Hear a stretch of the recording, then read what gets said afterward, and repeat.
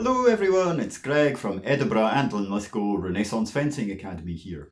Today's video we're going to talk about 17th century military equipment with a focus on swords, of course. And I'm going to draw on a pamphlet which was published in the mid-17th century in London in England. So I was recently made aware of this through a history-related Facebook group that I follow.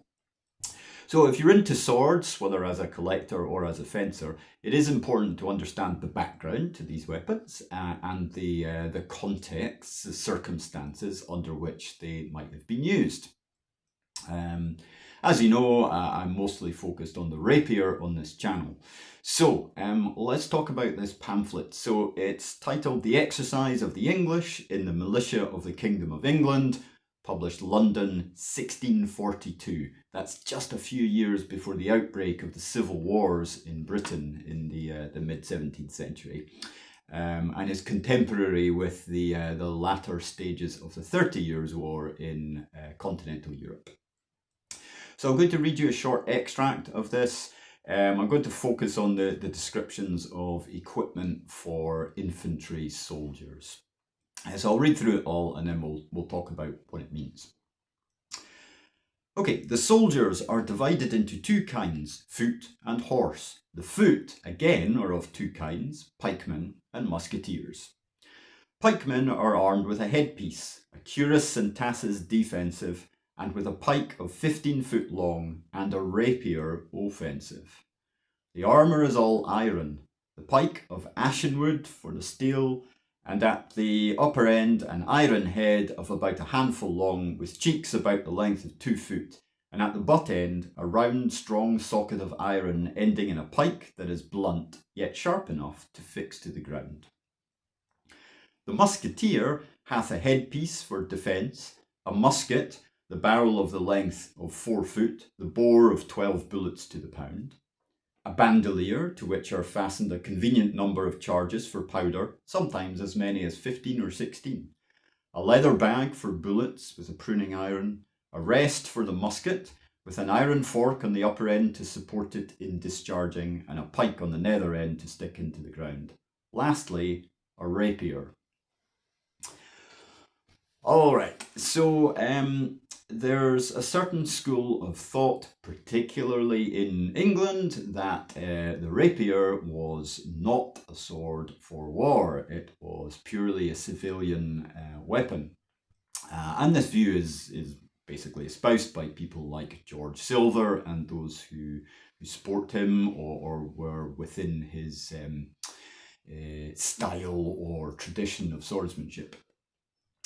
However, here we clearly see the advice to equip soldiers with rapiers.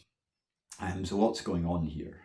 Well, firstly, let's take a look at the front piece to this pamphlet, which I will stick up here. So, first interpretation of this. If we look at these pictures, the soldiers here are actually illustrated wearing what look to me like basket-hilted swords at their waists. The pikeman's sword is pretty short. The artist has forgotten to draw the bottom part of the musketeer's sword, so we can't see how long it was.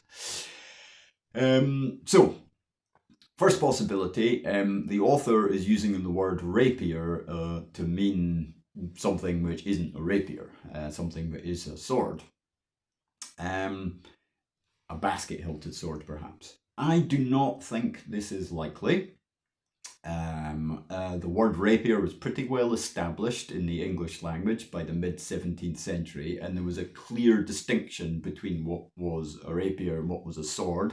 For example, in the Pallas Armata treatise, which was contemporary to this pamphlet, it covers the use of the rapier and the use of the sword separately, so they're two different weapons.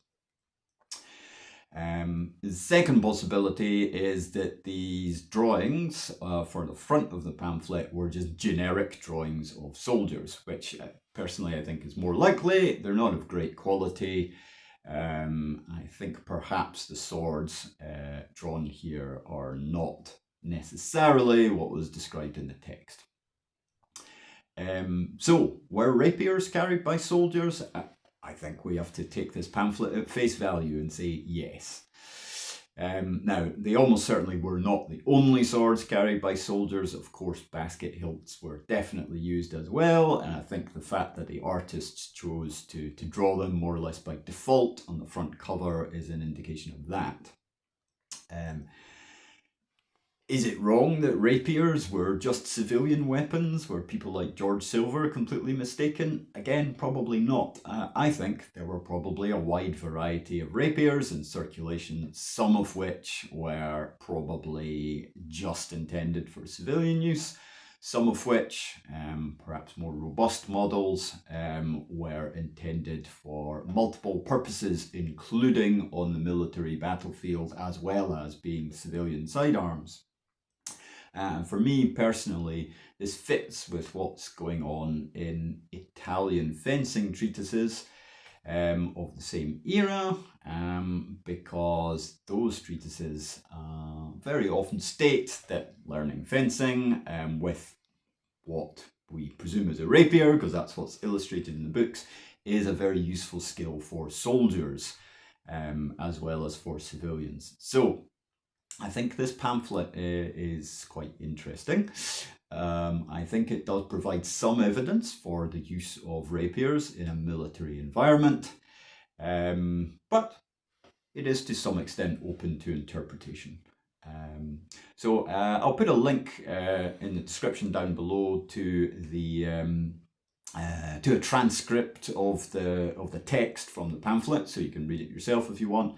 You'll have to do a Google image search to find the front cover, as the transcript doesn't include the images. Anyway, I hope you found that interesting, and perhaps it could generate a little bit more thought, a little bit more discussion about what rapiers were actually used for. Alright, so that's it for today. I'll see you again soon. Take care. Bye.